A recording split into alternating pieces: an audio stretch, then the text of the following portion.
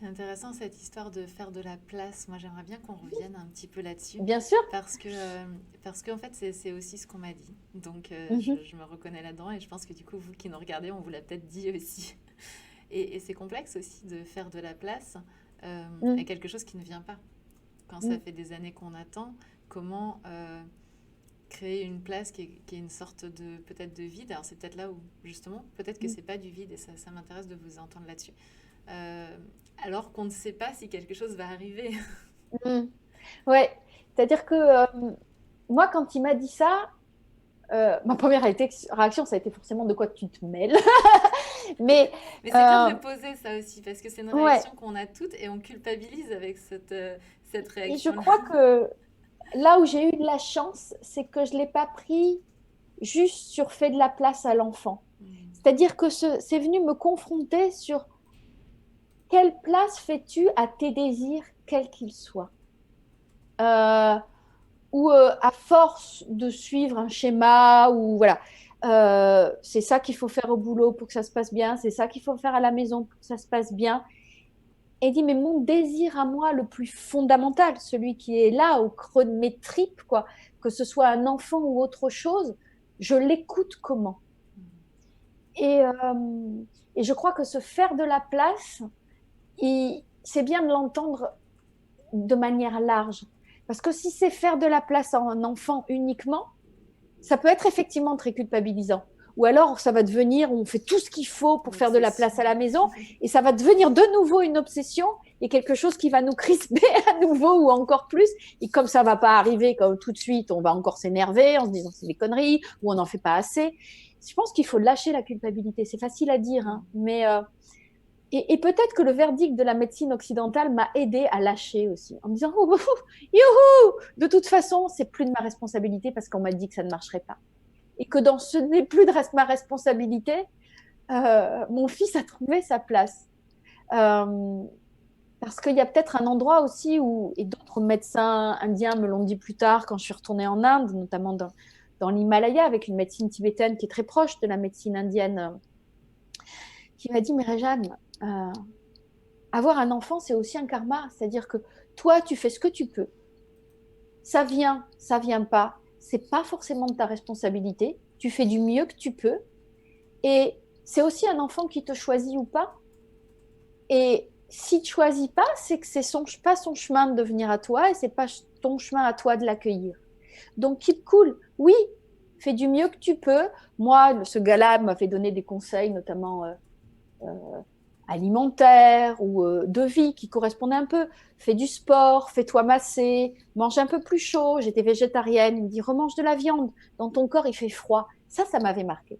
Ce médecin tibétain, donc c'était 3, 4 mois plus tard après la rencontre du premier médecin indien, m'a dit dans ton corps il fait froid. C'est pas accueillant pour un enfant. Et j'avais jamais pensé à ça. Et effectivement, j'étais très dans le contrôle alimentaire. Je tenais à ma ligne. Euh, je mangeais très peu gras. Je mangeais pas de viande. Mais c'était pas rond à l'intérieur. Je pense qu'il y avait quelque part en moi, dans ma personnalité, dans mon physique et dans mon intérieur, quelque chose qui n'était pas rond, quelque chose qui n'était pas accueillant. Et tous ces gens, petit à petit, un peu malgré moi, m'ont fait travailler ma rondeur, m'ont fait travailler ma capacité d'accueil. Oui, et faire de la place à mon enfant ou lui faire un terreau favorable dans mon être, eh ben, c'est peut-être de lâcher la maîtrise alimentaire et de, oui, manger un peu plus gras, me faire plaisir à manger des choses et remettre un peu de charbon et prendre soin de mon corps, aller faire masser. Et puis j'ai envie d'aller danser, eh ben je vais danser. Et j'ai envie de voyager seule sans mon mec, eh ben j'y vais. Et dans tout ça, il y a de la joie, et dans tout ça, il y a du désir, et dans tout ça, il y a de la rondeur. Et, euh, et ça, c'est ma problématique. Mais je me suis rendu compte pour le livre, en allant interroger d'autres femmes, qui avaient quand même quelque chose dans cette organisation qu'on a de nos vies, dans la volonté de se dire. Et donc, faire de la place à un enfant, c'est pas lui faire une case de plus dans nos emplois du temps ou dans les qu'est-ce que c'est bien qu'il faut qu'on fasse pour qu'il arrive. Je pense que c'est plus organique que ça. Je pense que c'est plus intuitif, c'est plus amoureux, j'irais dire. Qu'est-ce que je fais amoureusement pour déjà aimer cet enfant? euh, Comment je suis déjà maman dans la manière dont je m'occupe de moi? euh, dans cette espèce de truc, ben, moi, si je prends soin, si je vais apprendre à prendre soin, comment je prends soin de moi? Ou comment je prends soin de mon couple en y mettant du désir, de la joie, de l'amour, comment je prends soin de la manière dont... Enfin voilà, c'est bizarre, c'est subtil, mais c'est un peu ça. En même temps, moi, ça Prendre pétille à soin, quoi. l'intérieur de moi, hein. Ouais, Quand je vous entends ouais. dire comment je fais pour Mais être, c'est ça, prendre soin de enfin, moi. ouais. Ouais. Et puis faire de la place à un enfant, c'est cultiver, je pense, dès le départ, sa capacité à prendre soin. Prendre soin de ce que la vie nous donne déjà là.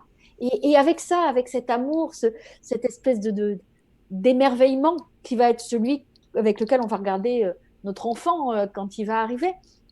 Non, sans se douter des difficultés qui arrivent avec lui. Mais je pense que c'est ça que ça a réveillé en moi, fait de lui de la place. C'était pas juste l'enfant. En tout cas, c'est pas ce que j'ai fait moi. Je pense que ça m'a surtout redonné l'énergie de faire de la place dans ma vie à qui j'avais vraiment envie d'être, quoi. Ça, Et c'est ce que vraiment j'avais envie de mettre en essentiel. Comme, place. enfin, merci de le dire aussi, j'ai envie de dire aussi simplement. Et en même temps, voilà, parce que souvent, il y a des phrases comme ça qu'on prend dans ce parcours de désir d'enfant, qui sont des phrases très claires. Il faut lâcher prise, il faut faire de la Mm. place, etc. Ok, mais comment? Comment je Ouais, fais, moi, pour lâcher prise, alors que chaque mois, je m'effondre à l'arrivée bah, des c'est règles ça, à ouais, l'intérieur ouais. et qu'il y a tout qui s'effondre. Donc, Je sais à quel point ça peut être ouais, culpabilisant et enfin lâcher prise, ok, mais ça veut dire quoi, quoi? Et on dit, on lâche pas prise à partir du moment où on se dit je lâche prise. C'est plus non. organique que ça, c'est plus compliqué. Ce lâche prise, c'est odieux de s'entendre dire bah il y a qu'à lâcher prise. Et... Non, je pense que Mais là, c'est y mettre, moi c'est y mettre de la douceur en fait. c'est Je ça. crois que c'est et d'abord de la douceur envers soi. Euh, et c'est petit à petit regagner ces petits espaces de douceur envers soi.